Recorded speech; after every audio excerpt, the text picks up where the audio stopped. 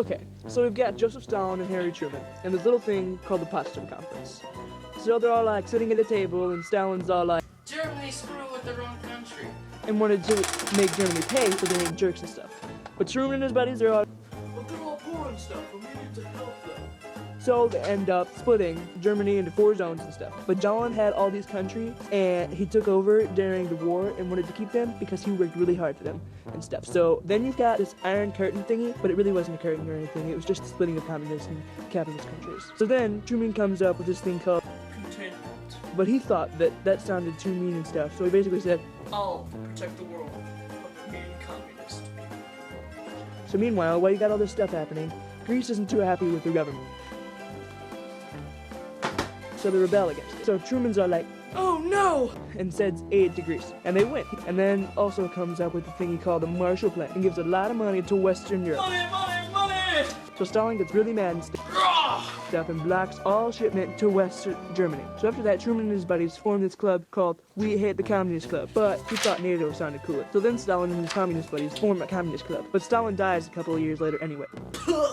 Meanwhile, China's having some problems of their own. There's this guy named Neo, and he's all for communism and stuff, I will make China communist. Hyundai Kawasaki. but the other people didn't want it, so there was like a lot of fighting and stuff. Asian! So Truman sent China a lot of money to buy guns and stuff, and weapons and bombs, but the commies won anyway. So they're not far away. North Korea's like, I'm going to whoop South Korea. so then North Korea invades South Korea, and Truman gets all mad and stuff. That's not fair! So he sends aid to the South, but it's like back and forth for like 3 years until Truman retires and this bald dude named Eisenhower becomes president and says, This wall is bedonkulous! and ends it. Meanwhile, back in the US, there's this dude named McCarthy, and he's accusing everyone of being communist, You're a communist, I know it! he says, but nobody liked him anyway. So while the US and Russia were having competitions to see who could blow up stuff better, Russia launches a satellite into space, and the US gets real mad and does something. So then you got all this stuff going on in Egypt, and a couple years later, Kennedy becomes president.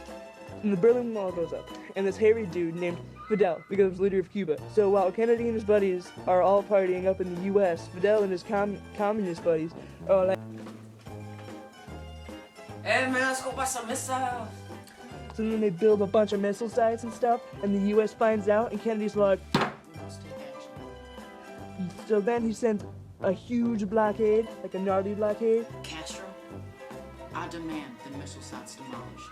What you gonna do about it, man? I'm gonna send a Navy blockade and destroy Cuba. and then Fidel gets all scared, and he's all like, Oh, okay, man. Have it your way like Burger King. and everybody who loved Kennedy because he stopped the world from being blown up and partied and stuff, the end.